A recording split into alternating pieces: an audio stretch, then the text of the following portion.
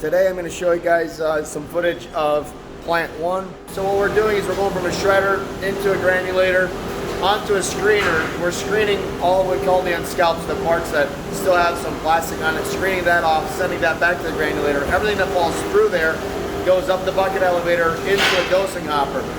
And then we can, as that dosing hopper is full, we can run the air table. All right, let's go check it out, and I'll show you what it looks like. Let me know what you think.